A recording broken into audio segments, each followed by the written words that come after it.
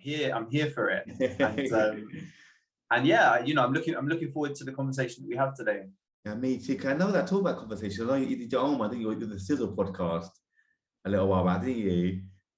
Yeah. So the Sizzle podcast is, I suppose, long form conversations. So I get about an hour, and I talk with all sorts of people and try and bring a psychological lens to it. It's funny you mention it because you know, there have been no episodes released for a while, but I'm just finishing up a second series, which it feels very exciting. Oh, that's brilliant. How many have you done? Many more episodes for the second season? Or it's just like literally just one or two just for now, and then build up as you go along. So, well, it all kind of evolved. So when I first started the Sizzle, I was releasing an episode a week, and that felt really exciting. And then it became an episode a month, and then I found that actually I wanted to rethink the format, and so the second series will be quite small, so maybe 5 episodes. Oh wow! Okay. And then I really like the idea of having themes for the series moving forward. So I'm gonna change my approach from kind of dropping episodes one by one to doing series with themes. So I'm looking forward to kind of seeing how it is received by everyone. That's brilliant. And what's your theme for the second season? Have you decided on the whole theme yet so far? Or you must have done. So I think well, this is like an exclusive. It's an exclusive for Keep It 30. So I guess it's the theme is going to be something around voices that need to be heard, or things that we don't often talk about. So there are some really amazing conversations that explore topics like hope, things like the Gypsy Roma traveler communities and the experience that they have in England, teaching as a impossible profession, things that we might kind of encounter on a day-to-day, but we don't really talk about.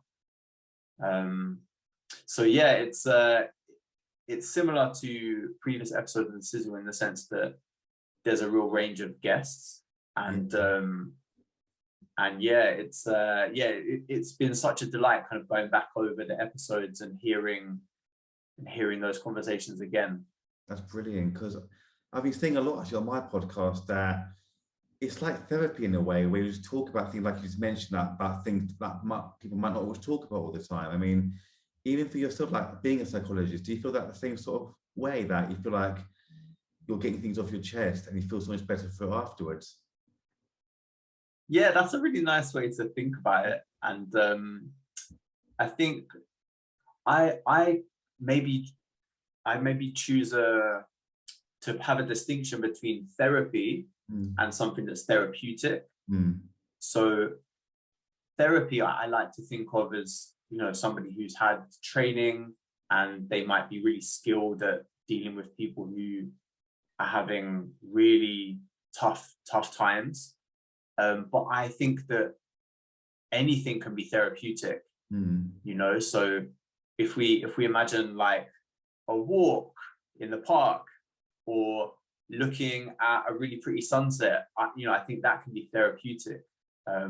If we think about what we're doing now, we're having a conversation, and that is connecting, and that connection is a soothing process, you know, feeling like you're being heard by someone else, feeling like we can come to a joint understanding.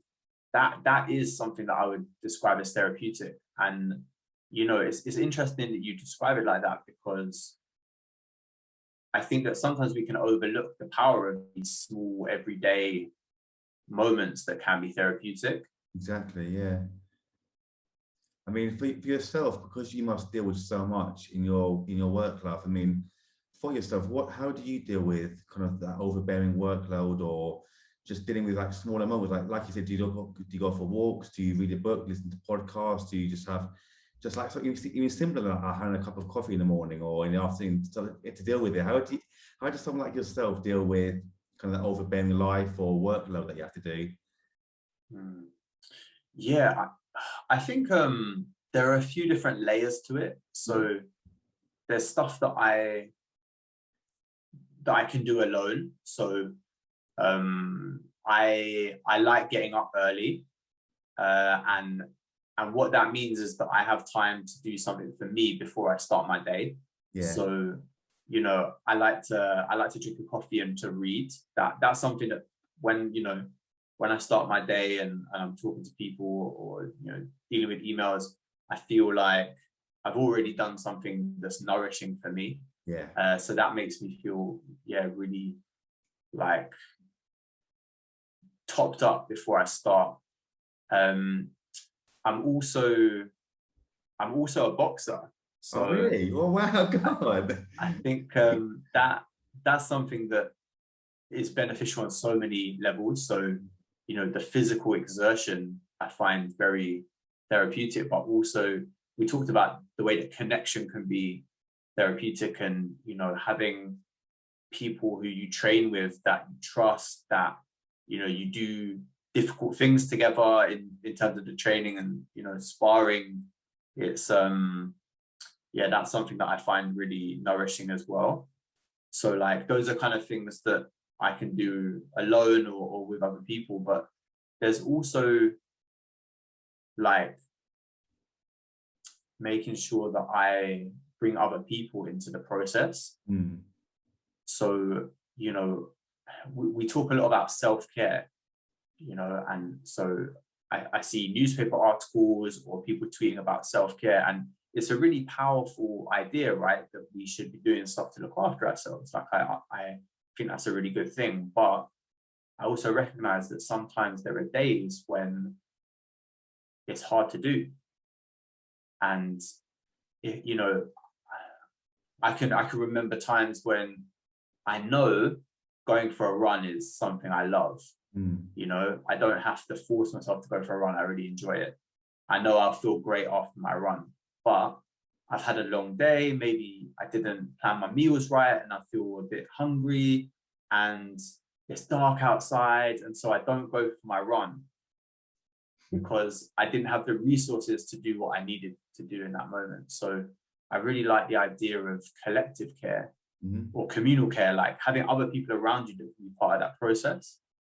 And so I also think that when it comes to dealing with systems that involve high workload or intense emotions, that we also bring other people into the into the practice of looking after ourselves. So a specific example of that might be on a Wednesday, I would really love if you text me just to say, I've got 5 minutes now if you want to tell me about your day.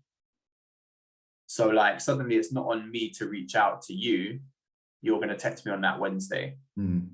Or it might be, okay, I know you like reading and I like reading.